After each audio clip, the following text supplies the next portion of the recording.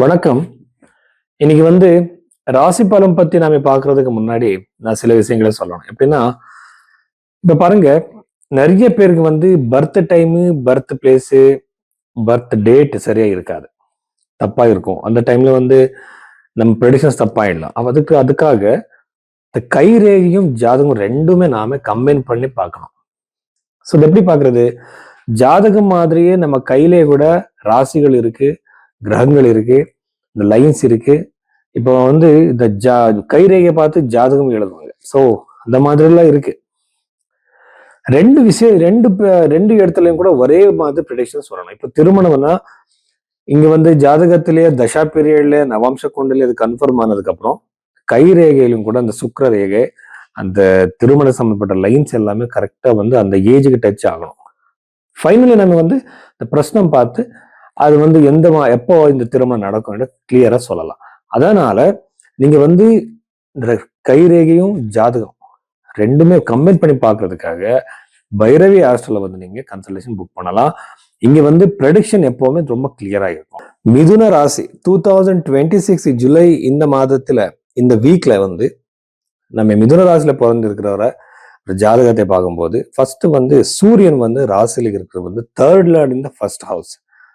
இது ஃபர்ஸ்ட் உங்களுக்கு health issues, தலைவலி, ஹெட்ஏக்கு, இந்த மைக்ரேனு, அதுக்கப்புறம் ஓவர் திங்கிங், ஒரு மாதிரி ப்ரெஷர் கிரியேட் ஆகுறது, ஆங்ஸைட்டி இஷ்யூஸு, இது எல்லாமே நிறைய நடக்கும், நிறைய இருக்கும். இந்த டைம்ல ரொம்ப நீங்க கேர் எடுத்துக்கணும். அதுக்கப்புறம் இந்த 2வது பாவத்தில் இருக்கிற குரு கிரகம், புத கிரகம், 2 கிரகங்கள்னால ஃபைனான்சியல் சக்சஸ் ரொம்ப நல்லாவே இருக்கு. இன்வெஸ்ட்மெண்ட் பண்ண போறீங்களா, புதுசான ஏதாவது பிசினஸ் பண்ண போறீங்களா, இருக்கிற பிசினஸ்லயே பெருசாக்கி ஏதாவது பண்ண போறீங்களா, கண்டிப்பா உங்களுக்கு சக்சஸ் உண்டு. பண்ணுங்க. சக்சஸ் அதிகமா இருக்கு, ஃபைனான்சியல் சக்சஸ் அதிகமா இருக்கு. அதுக்கப்புறம் சில பேர் ஜாப் விட்டுட்டு பிசினஸ் போலான்ட்டு யோசிச்சுட்டு இருப்பாங்க. அவருக்கு எல்லாருக்குமே மிதுன ராசியில பிறந்திருந்தா கண்டிப்பா சக்சஸ் இருக்கு. 3வது வீட்டில் இருக்கிற கேது சுக்கிரன் கண்டிப்பா உங்களுக்கு ஒரு காதல் வாழ்க்கையில பிரச்சனை கண்டிப்பா வரும். பிரேக்கப் சான்சஸ் அதிகமா இருக்கு மிதுன ராசியில பிறந்தவருக்கு. இது வரைக்கும் நல்லாவே இருக்கும், போயிட்டு இருக்கு அந்த ரிலேஷன்ஷிப். அப்போ இப்போ வந்துருச்சு சண்டை, இப்ப மிஸ் அண்டர்ஸ்டாண்டிங் வந்துருச்சு, எப்போவோ நடந்த விஷயம் பத்தி பேசி இப்ப பிரச்சனை வந்துடும், பிரேக்கப் ஆயிடும். இந்த மாதிரி பிரச்சனைகள் வரும்போது ரொம்ப ஜாகிரதா இருங்க. கம்யூனிகேஷன் மேல இன்னைக்கு கண்ட்ரோல் வைக்கணும். எதுக்குன்னா, நான் ஒரு கண்ட்ரோல் தப்பி பேசும்போது என்னென்ன பேசிடுவோம் யூஸ்வலா. அது நம்ம மனசுல இருக்காது, அடுத்தவரை அரெக்ட் பண்றதுக்கு கூட இல்லை. அது அந்த டைம் பீரியட்ல வந்துடும். ஆனாலும் கூட அந்த டைம்ல நீங்க கண்ட்ரோல் பண்ணாதான் நல்லது. எதுக்குன்னா, பேசி முடிஞ்சதுக்கு அப்புறம் அதுக்கு சரி பண்ண முடியாது. இப்போ இந்த மிதுன ராசியில பிறந்தவங்க தசம பாவத்தை நம்ம பார்த்தா அஷ்டமாதிபதி தசமத்துல இருக்கிறது கரியர்ல நிஜமான பிரச்சனைகள் வரும். உங்க விட வயசுல அதிகமானவர்னாலதான் பிரச்சனை வரும். டாமினேஷன், டென்ஷன்ஸ், ஸோ அது எல்லாமே உங்களுக்கு கண்ட்ரோல் பண்ண முடியல. அந்த ஜாப்ல இருந்து வெளியே வர்ற சூழ்நிலை கண்டிப்பா கிரியேட் ஆகும். ஜாகிரதையா இருங்க.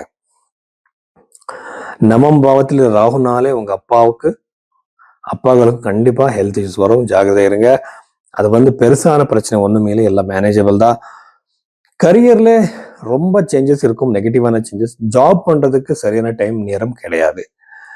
பிசினஸ்ல சக்சஸ் இருக்கும், நீங்க பண்ணிட்டு இருக்கிற பிசினஸ்ல சக்சஸ் இருக்கும். ஆனா 11th ஹவுஸ் 12வது பாவத்தில் இருக்கிறது லாஸ் ஆகும். இருக்கிற பிசினஸ் பண்ணுங்க, கண்டினியூஸா போங்க. ஆனா இங்க நீங்க எப்பவும் கூட இன்வெஸ்ட்மெண்ட் பண்றப்போ நிறைய பேர் இந்த கேம்பிளிங் பிசினஸ் நினைப்பாங்க.